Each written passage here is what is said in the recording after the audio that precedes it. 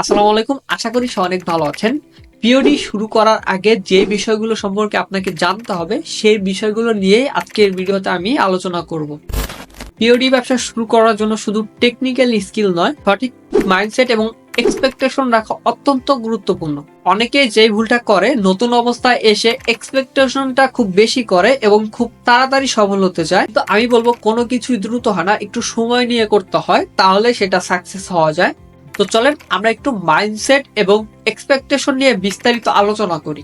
দেখেন, প্রথমত ব্যবসা শুরু করার জন্য দীর্ঘমেয়াদী দৃষ্টিভঙ্গি তৈরি করতে হবে। আপনি যদি মনে করেন পিওডিতে কাজ শুরু করার 1 মাসের মধ্যে আপনি লাখপতি হয়ে যাবেন, তাহলে আপনার ধারণা ভুল। কারণ পিওডিতে শুধু সেল করবেন এবং লাভ করবেন, এটা পিওডি ব্যবসার মডেল না। এটা একটা ব্র্যান্ডিং এর ব্যাপার, আর এই ব্র্যান্ডিং এ কিন্তু আপনাকে টিকিয়ে রাখতে পারে। তবে ধীরে ধীরে আপনি যদি কনসিস্টেন্ট এফোর্ট দেন, তাহলে অবশ্যই কিন্তু ফল আসবে। এবং যখন আপনার মাইন্ডসেট এবং এক্সপেকটেশন ঠিক থাকবে, তারপর আপনাকে বেশ কিছুদিন শেখার প্রতি এবং টেস্টিং এর প্রতি সময় দিতে হবে। কারণ আপনি কিন্তু প্রথমে বুঝবেন না কোন ডিজাইনটা, কোন মার্কেটিং প্ল্যানটা কাজ করবে। এটা আপনাকে কিন্তু পরীক্ষা করে করে দেখতে হবে। এবং প্রথমে কিছু সময় যদি সেল না আসে, তাহলে হতাশ হওয়া যাবে না, একটু ধৈর্য ধরে কাজ করতে হবে। কারণ আমি আগেই বলেছি, পিওডি হচ্ছে একটা ব্যবসা, এখানে সফল হতে সময় লাগবে। তবে আপনি যদি সঠিক প্ল্যান অনুযায়ী কাজ করেন, সেক্ষেত্রে কিন্তু সফলতা আসবেই। এবং পিওডিতে কিন্তু বড় কোনো ধরনের ইনভেস্টমেন্ট করতে হয় না, এখানে আপনি অল্প পুঁজি দিয়ে শুরু করতে পারেন। এখানে আপনার বেশ কিছু ডিজাইন কেনা এবং সামান্য কিছু সোশ্যাল মিডিয়া অ্যাডের জন্য আপনার কিছু টাকা খরচ করতে হবে।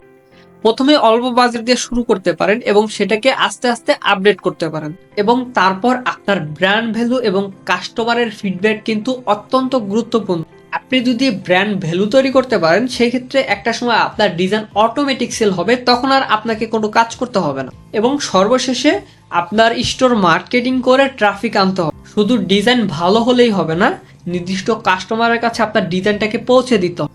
প্রথমত আপনি অর্গানিক ট্রাফিক আনতে পারেন সোশ্যাল মিডিয়া ব্যবহার করে, এবং তারপর আপনি আস্তে আস্তে পেড অ্যাড রান করতে পারেন।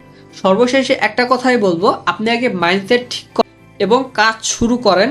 আপনি যদি কনসিস্টেন্ট এফোর্ট দেন, তাহলে অবশ্যই আপনি একদিন সফলতা অর্জন। তো আশা করি বুঝতে পেরেছেন। আর যদি বুঝতে কোনো সমস্যা হয়, আমাকে কমেন্ট করতে পারেন, আমি আপনাদের কমেন্টের উত্তর দিব। আর এরকম নিত্য নতুন ভিডিও পাওয়ার জন্য আমার চ্যানেলটিকে সাবস্ক্রাইব করতে পারেন। এবং দেখা হচ্ছে পরবর্তী ভিডিওতে।